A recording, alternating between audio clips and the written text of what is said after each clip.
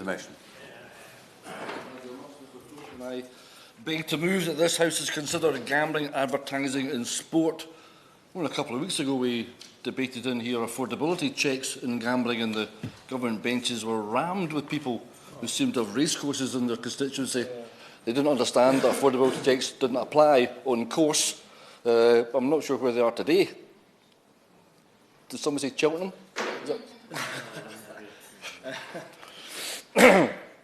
I don't claim to be an expert on how advertising and marketing work.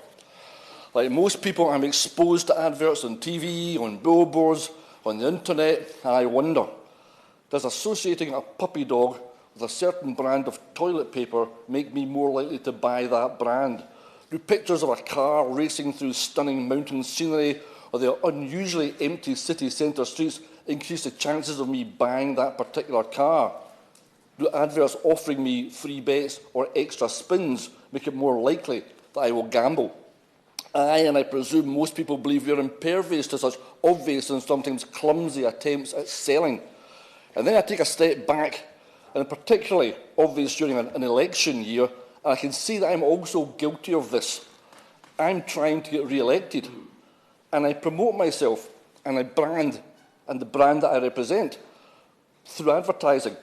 I consider how best to get that combination over to my constituents, and like most politicians, I use the tried and tested methods of leaflets, door knocking, newsletters, hustings, radio, TV and social media. And I tell people, vote Cowan, vote SNP. Vote often. My experience tells me that this has worked 3 times before, and therefore I'm doing something right.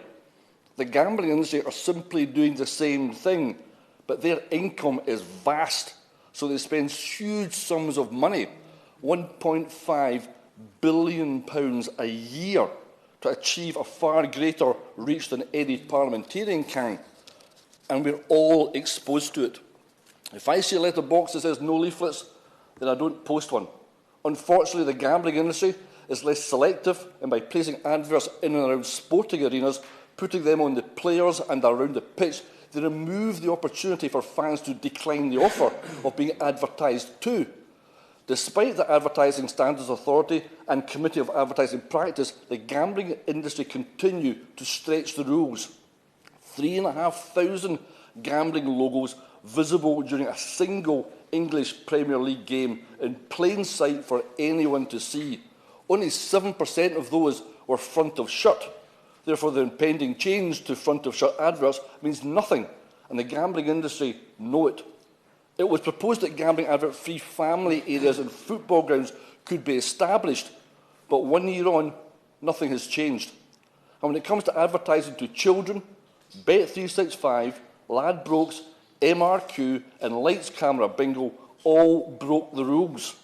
In short, if the gambling industry, any industry, didn't think spending huge amounts of money was not generating more in returns for them, they simply wouldn't do it. And self-regulation is not sufficient for any industry ever hungry for more. Advertising increases the gambling industry revenue. Advertising normalises gambling. According to the ASA, this was a predicted consequence of the 2005 Gambling Act. Advertising increases the reach and therefore the number of people who are gambling. And the hypocrisy is that while gambling benefits from the sports, most sports don't actually benefit from gambling. The gambling industry is a parasite that's living off the lifeblood of the sports it uses. It makes the gambling the most important factor and the sport a poor second. The game's not the same without a bet. That's the message, which is a great shame. I remember great moments in sport with joy. Daley Thompson's decathlon goals in 1980 and 84. Ian Botham's 149 against Australia at Headingley. Ovett, Coe and Cram race against the clock and each other. Torvill and Dean, Sarajevo, 1984, and Andy Murray winning Wimbledon twice. Not an advert in sight. George Best, just being George Best. I didn't need a bet in those things to enjoy them. The sport must be the priority, and gambling advertising must be curtailed. And I would say, just like tobacco, has completely removed from the world of sport. But of course it goes beyond that. The UK government has said that there was good evidence that advertising had a disproportionate impact on people who already had problems with their gambling. In addition, some forms of online advertising had a strong appeal to those under 18. According to the Ipsos Mori report, more than 4 out of 5 aged 11 to 24 reported seeing gambling advertising on TV, and that includes the National Lottery. 2/3 reported seeing gambling promotions on their social media channels. In September 2023, a Bristol University report told us that 92% of content marketing ads sent by major gambling brands were not clearly identifiable as advertising. That breaches a key advertising regulation. Less than a quarter featured age warnings. There was at least one gambling advert during any commercial break on TalkSport radio and 600 gambling messages during 2 hours of Sky Sports News. And 1,902 gambling ads on social media generated a total of 34 million impressions. One of the lead researchers, Raffaello Rossi, said the report showed that gambling marketing during the Premier League weekends is inescapable, and that fans were bombarded with gambling marketing through various channels, making it a normal part of football consumption. He claimed self-regulation of the gambling industry was completely failing. Meanwhile, the Gambling Commission is to review incentives. The Gambling Commission will continue to monitor practices. The Gambling Commission will work to strengthen consent for direct marketing. But in the here and now, 80,000 UK children are addicted or at risk. Up to 1.4 million adults in the UK are harmed directly, and 20% of the population is harmed directly or indirectly.